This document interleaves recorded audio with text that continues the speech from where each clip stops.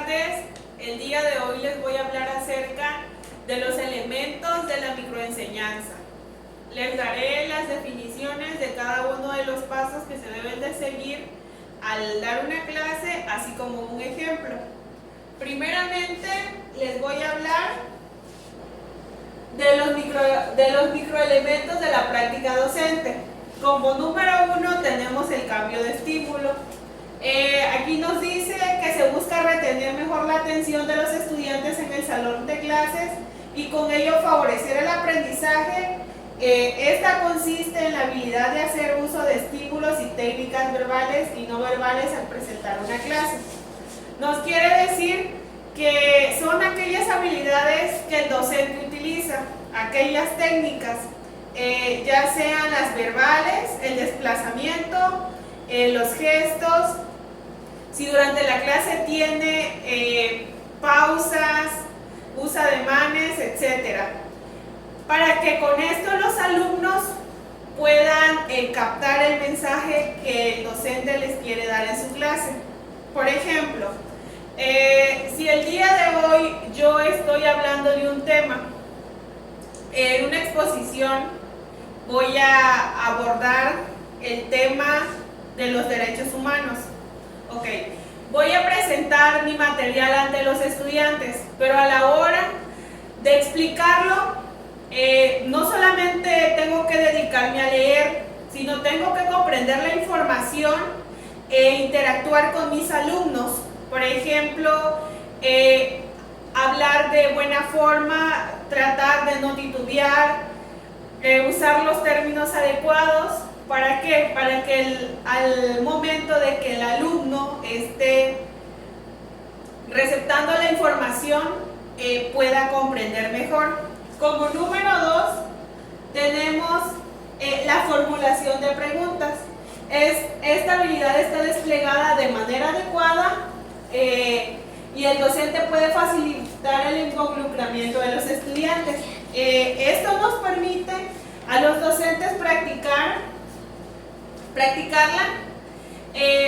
Nos dice que no solamente se hacen preguntas por hacer. Por ejemplo, como mencionaba en el tema de los derechos humanos, yo voy a ir, no les voy a preguntar nada más a mis alumnos, por ejemplo, qué son los derechos humanos o qué son los derechos de los niños, sino que al momento de dar la clase, de interactuar con ellos, tiene que salir una retroalimentación. Entonces yo les voy a hacer preguntas y si es posible los alumnos me realizan preguntas a mí para luego contestarlas.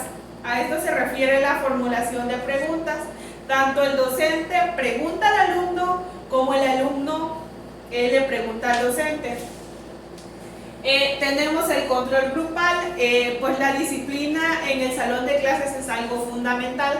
Como decía anteriormente, el maestro tiene que tener un dominio del tema, pero no solamente eso, él tiene que tener una técnica para que sus alumnos puedan tener un control grupal. Es decir, yo no voy a estar aquí, habla y los alumnos nada más escuchando. ¿Por qué? Porque muchas veces les da sueño, les da ganas de ir al baño, quieren platicar, les da hambre, etc. Entonces yo tengo que hacer que mi clase sea más dinámica, no solamente pararme y exponer, sino preguntarles a ellos qué les parece el tema, qué comprenden, no sé, tal vez poner alguna actividad, alguna dinámica que ellos participen, y todo eso sería en este punto.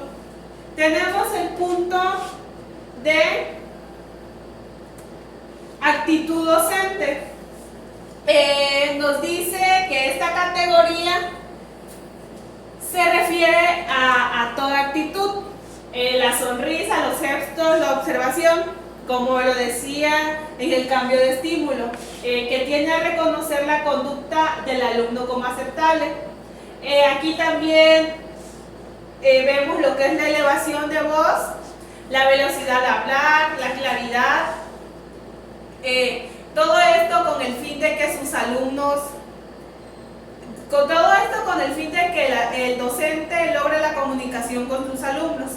El maestro debe siempre de mantener, se puede decir, pues, una postura firme. Debe de comprender el tema y hablar con claridad, como lo decía, no titubear, pararse enfrente de los alumnos con seguridad. ¿Para qué? Para que al momento de que dé el tema, los alumnos puedan comprenderlo. Y por último, tenemos el clima de aprendizaje. Nos dice que es la interacción, la comunicación entre lo que se encuentran dentro del proceso de enseñanza-aprendizaje.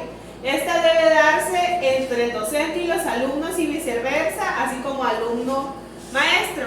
La armonía, la confianza es algo fundamental. ¿Para qué? Para que los alumnos sientan esa seguridad al momento de expresarse.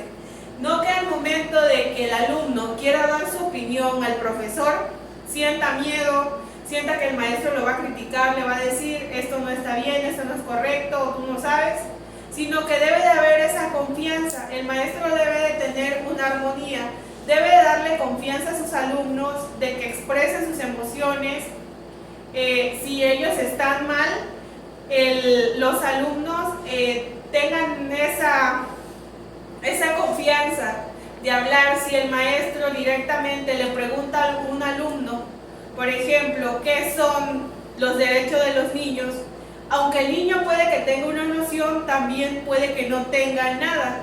Entonces a veces los alumnos se cohíben y no quieren expresar lo que sienten por miedo a ser criticados.